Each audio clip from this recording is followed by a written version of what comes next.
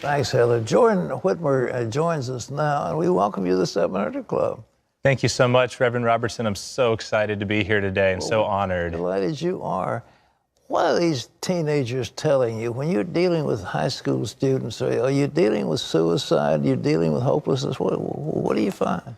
Absolutely. My generation of teenagers today, there's just so much brokenness out of teenagers across the country today. We live in a generation, my generation, called Generation Z, the new teenagers that are here. There's just so much brokenness, so much sorrow amongst teenagers across the country. You're right. There are suicide rates that are up.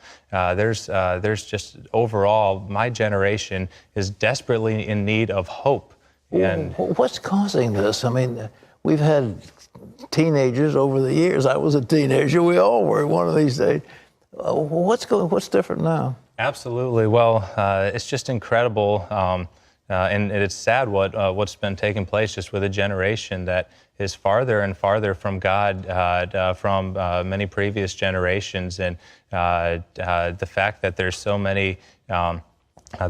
With the rise of technology and the rise of just more and more issues, teenagers tend to be in a different psychological position. Does social media contribute to that? They're watching all this stuff on the internet. Does that make a difference? Sometimes it does. It can definitely cause things and that sort of thing. But the good news is when teenagers experience the hope that Jesus brings, when they hear the gospel, and in many cases, what better way for that to happen than from another teenager to share Jesus and the hope that he brings with them. When teenagers can hear about all that Jesus has done in one teenager's life and share that with others, it's incredible to see what God does when Jesus can get a hold of a teenager's life. Well, you won't let anybody over 18 get on the platform in your services, is that right? That's exactly right, because that's what we've really realized through this, is that high school students often listen to other high school students more than anyone else. So if that's the case, then who better to share Jesus with another teenager than another teenager? So we, in this movement called the How to Life student-led movement that's now all over the country, there is a movement of high school students that are passionate about reaching their friends for Jesus. So even I myself, I'm not even much on the stage really ever, because the goal is to empower local high school students in communities all across America. Do you train them? Is a school or something to teach them what to do? Yes. What How to Life does is we help empower high school students around the country to reach their friends for Jesus. We train them, we help them, because many students, one thing, they continue to say this similar story of, I wanted to reach my friends for Jesus, but I didn't know how. I didn't know how to reach my friends for Jesus, but through a student-led event type thing. But we help them do that, help them mobilize an event that they can use to reach their friends for Jesus and to step up and to share Jesus with their friends through outreach events. And it's incredible when a student can share their story. Do these kids make fun of the gospel, or do they welcome it with respect?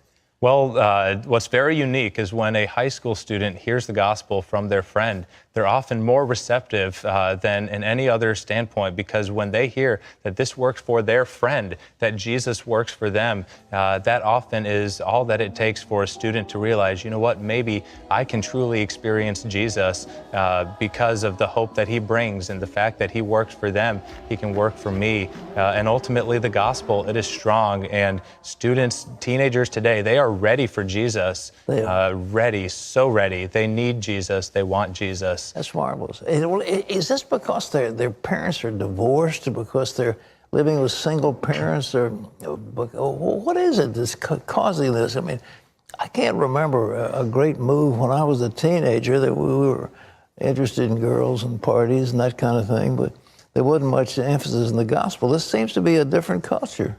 It is. I mean, Satan and sin are strong.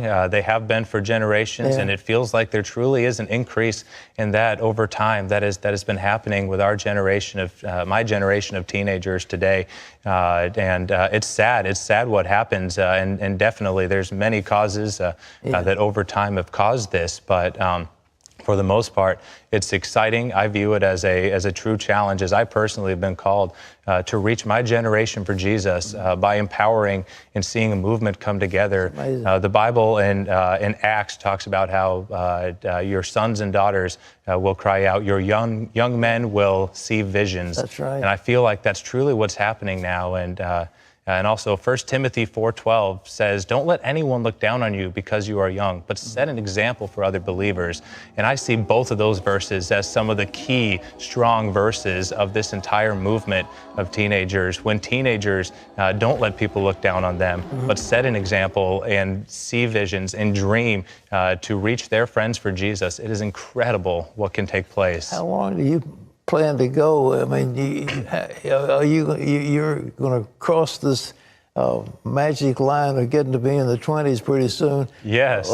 How long do you plan to do what you're doing? I plan to see this happen for a long time. How to Life Movement is now its own nonprofit organization, and I'm the founder, CEO of How to Life Movement. My goal is to see this well into the future, and because my dream is to see this truly become a movement. This movement of teenagers is now in 15 states around the country, and there's students across all 50 states and around the world that are wanting to be a part of this. And our dream is that we can get there, that we can see an organization support a movement and expand all over the country to see this movement grow. Jordan, you're an inspiration, and I pray that the Lord will continue to bless you. Thank you so much for being with us. Thank you so much, Reverend Robertson. I'm so excited to be here today. Well, I'm thrilled you are. Jordan Whitman. You can learn more about Jordan and the How to Life movement by going to our website at cbnnews.com.